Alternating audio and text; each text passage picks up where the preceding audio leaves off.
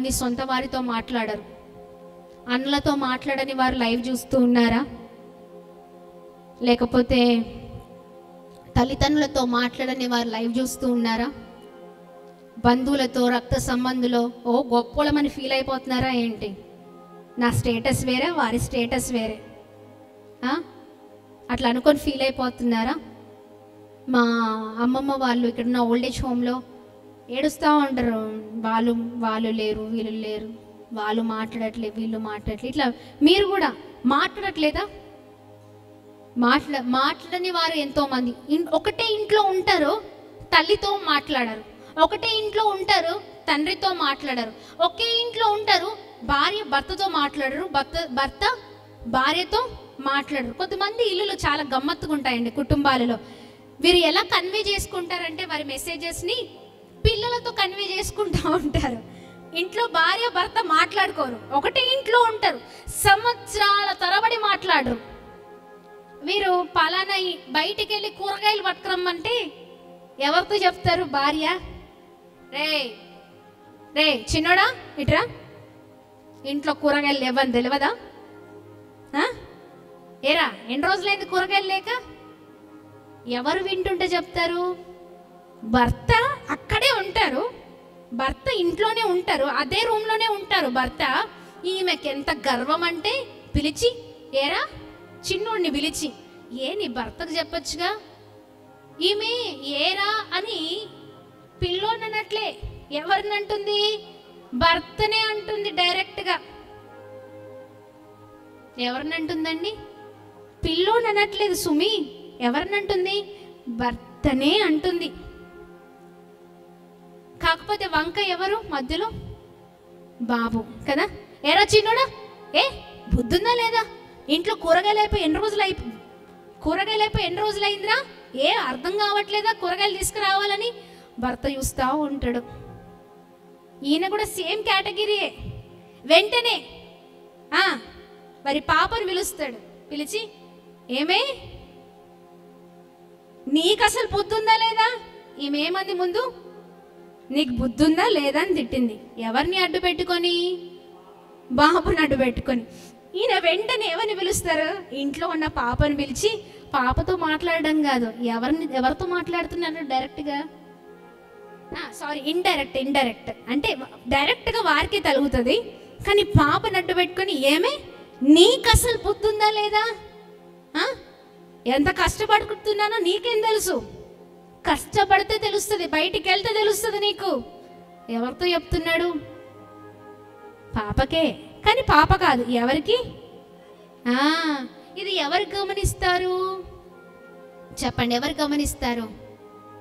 పిల్లలు గమనిస్తారు. ఒకే ఇంట్లో ఉండి నీ భార్యతో నువ్వు మాట్లాడో, నీ భర్తతో నువ్వు మాట్లాడో, కానీ నువ్వు పేరుకు మాత్రం క్రిస్టియన్. బా సూపర్. ఏంటండి?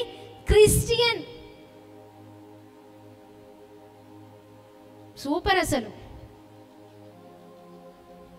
క్రిస్టియన్, క్రైస్తవుడు అని చెప్పుకుంటే సరిపోతుందా? నువ్వు క్రైస్తవుడు అని నువ్వు చెప్పుకుంటే ఊరంతా డప్పేస్తే సరిపోదు. నీ క్రైస్తవ జీవితంలో ఏముండాల? క్రియ. నువ్వు అసలు నీ భార్యనే ప్రేమించవు, కానీ చెప్పడం మాత్రం భలే చెప్తారండి. ప్రామిసెస్ ఎప్పుడు? పెళ్లి చేసుకునేటప్పుడు. ఎలా? మామూలుగా ఉండదు. చేతిలో చెయ్యేసి చెప్పాలా? చేతిలో చెయ్యేసి కలిమిలో, లేమిలో, కష్టములో, దుఃఖములో, బాధలో, నష్టములో అంత నీతోనే ఉంటానమ్మా. అంత నీతోనే ఉంటాను. భలే ఉంటారు జంటలుగా. ఇలా పట్టుకొని అందరి ముందు భలే నడుస్తారు. కొన్ని రోజులైన తర్వాత పరిస్థితులు అంత భయంకరంగా ఉంటాయి. ఇలానే ఉంటాయి. సొంత భార్య, ఇంట్లో భార్య ఉంటుంది, ఈయన మాత్రం భార్యతో మాట్లాడు. ఎందుకంటే ఈయన స్టేటస్ వేరే కదా. ఈమె భర్తే కదా. తగ్గించుకుంటే ఏమవుతుంది? నష్టమా? నష్టమేం లేదు. తగ్గించుకున్న వాళ్ళు ఎప్పటికీ హెచ్చింపబడతారు. ఆమేన్. ఒకసారి కాకపోయినా ఒకసారి కోపం వస్తుంది, కానీ కంట్రోల్ చేసుకోండి, మీ మంచి కొరకే. ఆమె దేవుని నామానికి మహిమ కలిగిన కాక. అసలు నేనేం తప్పు చేశానని అంటా ఉంటారు కొద్దిమంది. పర్లే, అననివ్వండి. ఆమె అననివ్వండి. నేను కూడా ఒక టెక్నిక్ నేర్చుకున్నాను. ఏంటో తెలుసా? ఎవరు ఎన్ని మాట్లాడినా, ఏమి జరిగినా, పరిస్థితులు ఎన్ని తారుమారైపోయినా, బయట పరిస్థితులు కానీ ఎవరు వచ్చినా ఎలా అన్నా ఒక నవ్వు నవ్వి కామ్గా ఉండాలని అర్థమైంది. ఆ నవ్వులోనే చాలా అర్థం ఉంది. ఎంత కోపంగా ఉన్నవారైనా ఇట్టే కరిగిపోతారు. ఆమె గట్టిగా చప్పట్లు కొడుతూ ప్రభు నామాన్ని మహిమ పరుద్దాం. హల్లెలూయా, హల్లెలూయా. ఒక నవ్వు ఇట్లా నవ్వి వదిలిపెట్టండి చాలు, కథం. తిట్టేవారు కాస్త ఆగిపోతారు. ఇంట్లో భర్తకి నువ్వు సమాధానం ఇవ్వు, భర్తను నువ్వు సరిగ్గా చూసుకో. ఆయనకి ఏమి కావాలో, ఏ అవసరం ఉందో కష్టపడి వస్తాడు, నువ్వు కనీసం ప్రేమను పంచు. బయటికి వెళ్ళి చాలామంది లెక్చర్లు ఇస్తారు, మామూలు లెక్చర్లు ఇవ్వరు, పట్టుకుంటే మైక్ వదిలిపెట్టారు కదా. మళ్ళీ ఎలా అంటే సంఘ పెద్దలు, సేవకులు, చాలా పలుకుబడి ఉంది, ఇంకా అన్నిట్లో సూపర్ అనిపించుకుంటారు బయట. కానీ ఇంట్లో నీ బండారము బయట ఉన్న వాళ్ళకి తెలియకపోవచ్చు, కానీ నీ బండారం ఎవరికి తెలుసు? దేవునికి తెలుసు. నీలో క్రియ ఉండాలి. ఏముండాలి? క్రియ ఉండాలి. గట్టిగా చప్పట్లు కొడుతూ ప్రభు నామాన్ని మహిమ పరుద్దాం. నీవు ప్రేమ లేకుండా నువ్వు ఎంతటి క్రిస్టియన్ సీనియారిటీ నీకుంటే సరిపోదు. నీలో ఏముండాలి చెప్పాలి? ఏముండాలి? క్రియ ఉండాలి. విశ్వాసము రెండవది, క్రియతో కూడిన విశ్వాసం. గట్టిగా చప్పట్లు కొడుతూ ప్రభు నామాన్ని మహిమ పరుద్దాం. హల్లెలూయా, హల్లెలూయా, ఆమేన్. దేవుని నామానికి మహిమ కలిగినాక. ఎంతమంది లైవ్ చూస్తున్నారు? అమ్మ నాన్నతో మాట్లాడని వారు ఫోన్ చేసి మాట్లాడండి. క్రైస్తవుడు అని చెప్పుకుంటే సరిపోదు. తమ్ముడు చెల్లి ఏం చేయాలి? మాట్లాడండి. భర్తతో మాట్లాడట్లేదా? భర్త దూరంగా ఉన్నాడా? నీకు విడిపోయి చాలా సంవత్సరాలు అయిందా? నువ్వు క్రైస్తవురాలివి కదా, నీలో ఏముండాలి? క్రియ. చెప్పండి, ఏముండాలి? క్రియ. క్రియ ఉండాలి. క్రియ అంటే నువ్వు చూపించే ప్రేమ. నా భర్త అంటే నాకు చాలా ఇష్టం అండి, కానీ నా భర్తనే అంటే సరిపోదు. నీ ఇష్టం ఎలా వ్యక్తపరచాలి? మాటలతో కాదు, చేతులతో చూపించాలి. నీ భర్త ఒకవేళ ఆయనే అనవసరంగా నీ జీవితంలో మీ జీవితంలో నేను దూరం పెడుతున్నాడు అయినా పర్లేదు, క్షమించు, ప్రేమించు. ఎలా ప్రేమిస్తామంటే క్రియారూపంలో ఫోన్ చేసి మాట్లాడు. ఒక్కసారి మాట్లాడితే నీ సొమ్మేమీ పోదు కదా, అవునా కదా? ఒకవేళ భర్తతో మాట్లాడకపోతే ఫోన్ చేసి మాట్లాడు, భార్యతో మాట్లాడకపోతే ఫోన్ చేసి మాట్లాడండి. ఇంట్లో ఒకవేళ లైవ్ చూస్తూ మీ సొంత వారితోనే మీరు మాట్లాడట్లేదా? మాట్లాడండి. దేవుడు అంటున్నారు క్రియను చూపించమంటున్నారు. హల్లెలూయా, హల్లెలూయా.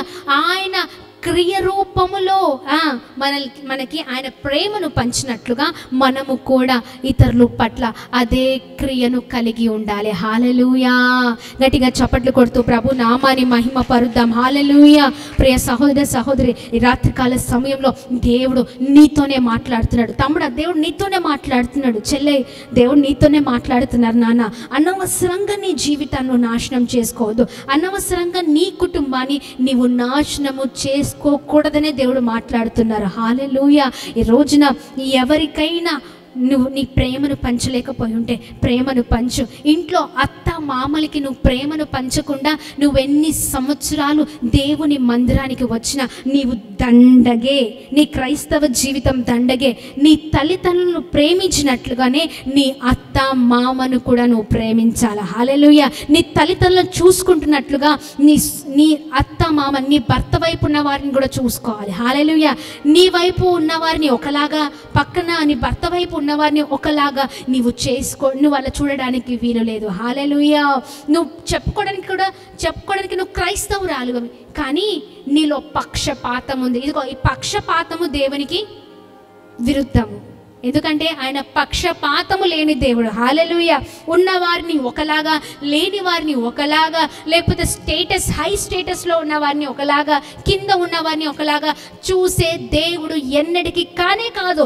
నీలో కూడా అది ఉండద్దు అని దేవుడు మాట్లాడుతున్నారు. గట్టిగా చప్పట్లు కొడుతూ ప్రభు నామాన్ని మహిమ పరుద్దాం. హల్లెలూయా, హల్లెలూయా, హల్లెలూయా. ఆమేన్. క్రియ, ప్రేమను చూపించాలి. ఆమేన్. గట్టిగా చప్పట్లు కొడుతూ ప్రభు నామాన్ని మహిమ పరుద్దాం. హల్లెలూయా.